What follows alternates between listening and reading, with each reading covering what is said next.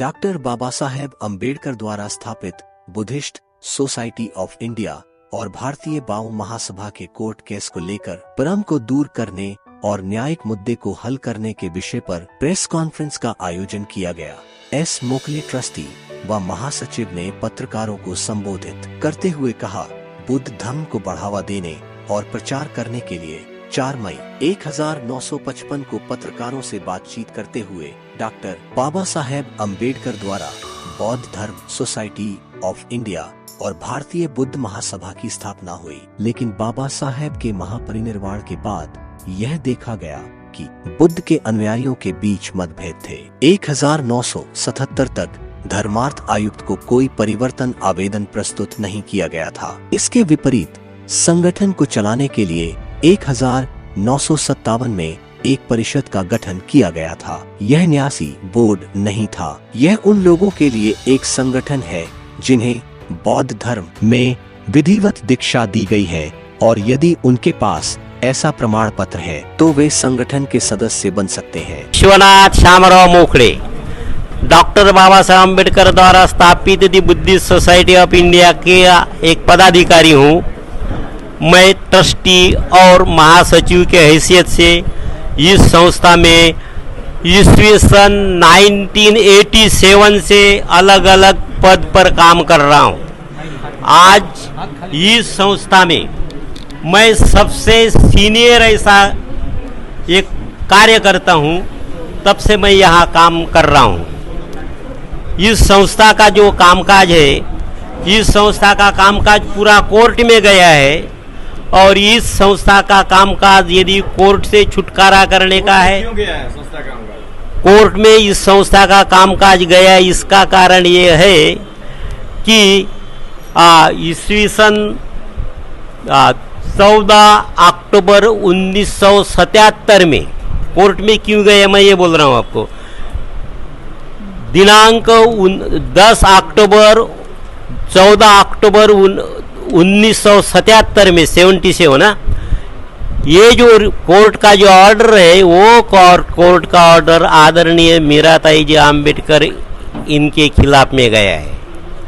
और इसके बाद में सर क्यों गया, हमारे कुछ सवाल है कि क्यों गया, वो रिजेक्ट क्यों हुआ, इसका कारण ये है कि उन्होंने एक रीजन ऐसा दिया है कि इस संस्था का जो कारोबार था वो कारोबार पब्लिक ट्रस्ट एक्ट के नियम के अनुसार नहीं हुआ है, कोई रिकॉर्ड नहीं बनाया गया है और उसका जो पीरियडिकल जो रिटर्न्स रहते हैं वो रिटर्न्स हमारे चैरिटी कमिश्नर में के ऑफिस में प्राप्त हुए नहीं है।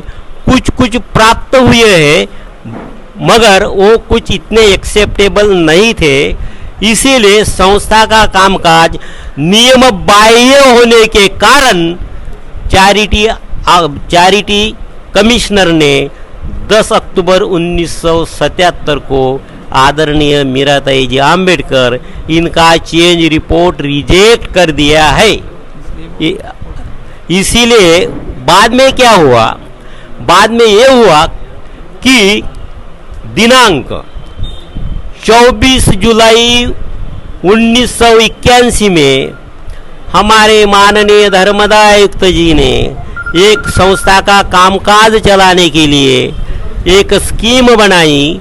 उसकी स्कीम का नाम है 192A ये स्कीम कैसी बनाई है, दी पब्लिक ट्रस्ट एक्ट 1950 के अंतर्गत दी बुद्धिस्ट सोसाइटी ऑफ इंडिया का कामकाज चलाने के लिए सेक्शन 50A के अन्वय यहाँ 7 ट्रस्टी की नियुक्ति की गई थी।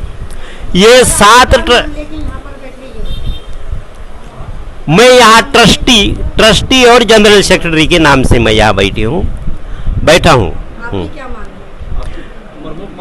मेरी प्रमुख मांगे ये है कि संस्था का संबंधित लोग, इस संस्था के संबंधित लोग जो अलग अलग प्रकार के अपने अपने पद पब्लिक के सामने रखकर पब्लिक को एक भ्रमित कर रहे हैं, गलत तरीके से कायदा का कानून का इंटरप्रिटेशन करके लोगों के सामने रख रहे हैं, उससे हमारे पब्लिक ये संभ्रमित हुई है। एक कंफ्यूजन पब्लिक में हो गया है। इसीलिए वो पब्लिक का कंफ्यूजन यदि नष्ट करने का है तो ये सभी लोगों ने एकत्रित आके एक साथ में मिलके काम करने के लिए हम लोगों को सपोर्ट करें, ये हमारी मांग है। आप सर एक मिनट सर, आपने 6 दिसंबर के बारे में कहा है कि वहाँ चैत्य बिंदु पे जो मानते ये दान पेटी में जो दान दिया जाता है वो पैसे सरकार को मिलता है या पब्लिक को मिलता है? नहीं, वो जो दान पेटी में जो ऑपरेटरी बॉक्स में जो दान जाता है, वो दान धर्म अपना high court Mumbai, court receiver high court Mumbai उस पेटी को हाई कोर्ट रिसीवर कोर्ट में लेके जाती है। वो पेटी के साथ में हमको भी वहाँ हाई कोर्ट में जाना पड़ता है, कोर्ट रिसीवर के पास जाना पड़ता है। वहाँ उसकी 6 दिसंबर के बाद में वहाँ पैसे की काउंटिंग होती है और पैसे की काउंटिंग होने के बाद में उसको फिर से सीलबंद किया जाता है और फिर से वो पैसा ऐसा बंदिस्त रखा जाता है पब्लिक के लिए या चैत्य भूमि के लिए। उसका कोई भी उपयोग पब्लिक के इस्तेमाल के लिए पैसा अभी रिलीज नहीं हुआ है।